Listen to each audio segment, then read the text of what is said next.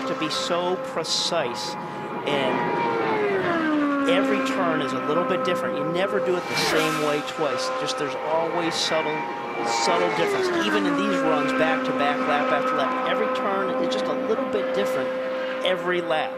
This might be just slightly better. And it is 226.392. That's the second best that's been turned in this second segment.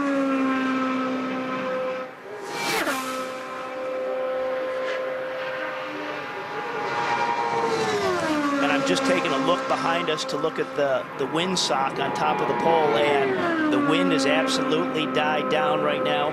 So absolutely primo conditions as we're rolling into the last hour of track time. White flag out. A little bit faster yet. Yep, 226.526.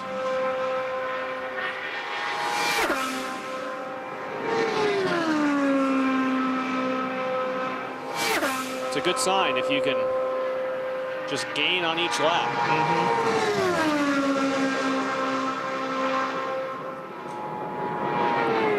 Car looks really solid. I mean, you know, just giving himself margin on either end. I mean, just almost we're making it look easy.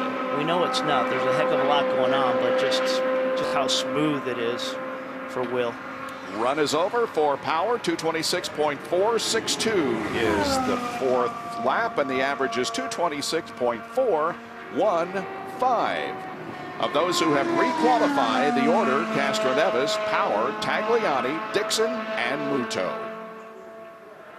And now next up will be the defending IZOD Series champion, Dario Franchitti.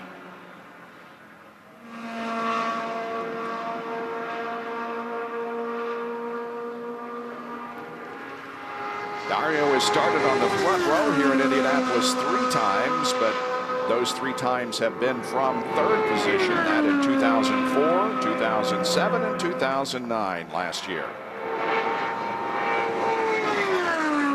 Winner of the rain-shortened race in 2007 for Andretti Green Racing, Dario Franchitti on his first warm-up lap. A few days ago, he was not a very happy camper, but certainly this morning, it was a bit of a hop in his steps, and they had found some things with this car that started to give it some speed.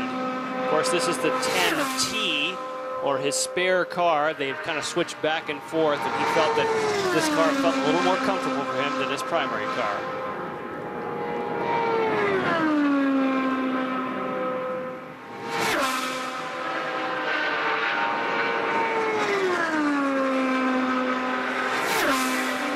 Comes for the green flag to begin his run here in segment number 2. Dario Franchitti gets the green, and 10 miles of qualifying coming up. So give us a time there getting into 1, just so it sets our standards. Relatively speedy, 230.8. So we've seen a 232 for Elio, 231 for Power. So he's in the ballpark. Obviously, putting a lap together here is not just the speed you turn into turn 1, it's how you maintain it in the corners, but it gives you a good benchmark for how you're starting. No, you're right. It's not necessarily that ultimate top speed, it's how the car rolls the corner. You don't want to bind the cars up in the corner. You want it to roll through there free, and it's not all tied to just posting one big number going into 1 or going into 3. 226.602. That puts him in P2 at the moment. And he's picked it up to 231.6 on that number you asked about, Robbie. That turned into turn number 1. That was an improvement.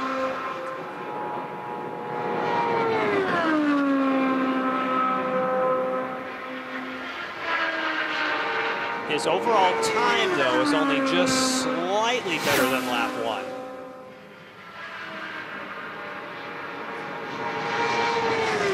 Second lap is 226.668. A little bit faster than lap 1, with an hour and 5 minutes to go in pole day qualifying. So reading between the lines there, he's got a big number on his top speed, the 231.3, but then the lap time's not quite there. So that means you're trimmed out, but you're giving up a little bit too much, at least comparison to Castro Neves in the corners. I'm just getting exhausted sitting here knowing what these guys have been through all day, and we're not even done. Just the intensity and the ramping up you got to put yourself into to do the 4-lap runs time and time again. It's just faster on the third lap, 226.713.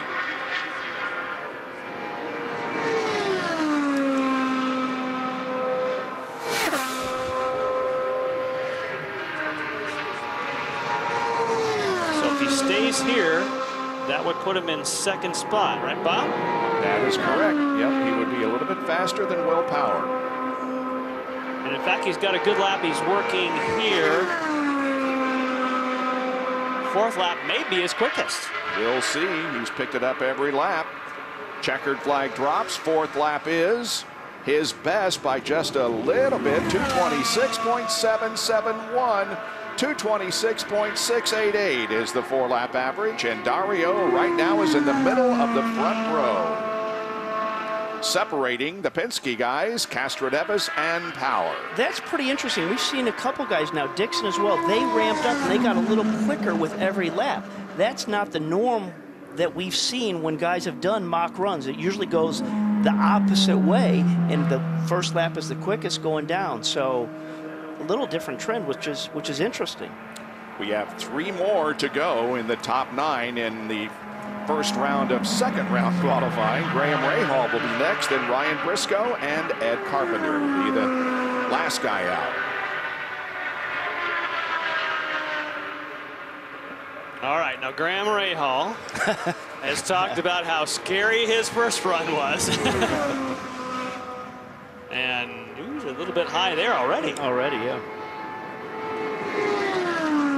I'm just thinking of that visual we showed of him shaking his shoulders, and that's exactly what that car was doing. And he knew it was loose from the very first lap, but he said, I had to leg it. It was time.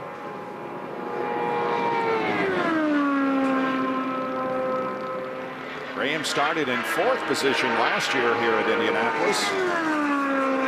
During the 500 on lap number 56, he had heavy contact with the safer barrier in turn number 4 that eliminated his effort, ended up 31st, and the green is out for Graham Rahal. Dad Bobby is in Laguna Seca today. And a little high exit off of corner number 2. He ran high all the way through there. I mean, even from the first time you mentioned that, Jan, it looks as though he's just been running high through a lot of those corners. As a comparison, he turned into turn 1 at 229.6. Okay. So not quite the same straightaway speed. Again, doesn't always necessarily translate to lap time. Lap 1 for Graham Rahal, 225.626. That would put him 5th in the middle of the second row. But he picked up the 230. He turned in at 230.6 that time, so he's gaining some speed. Whoop.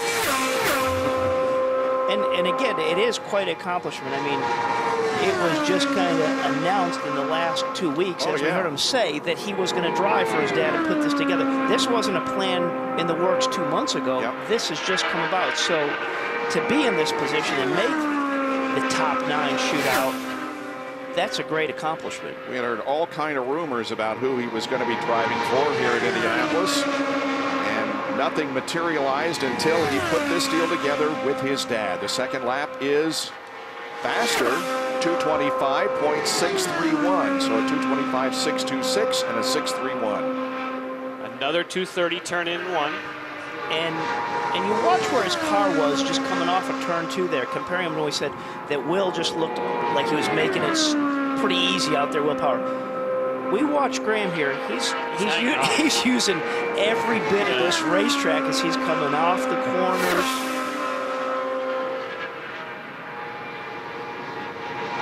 White flag, lap number 3 for Graham, 225.460. Down from laps 1 and 2. He, of course, became the youngest winner ever in the IZOD IndyCar Series when he took the checkered flag at St. Petersburg on April 6th of 2008. He was 19 years and 93 days old.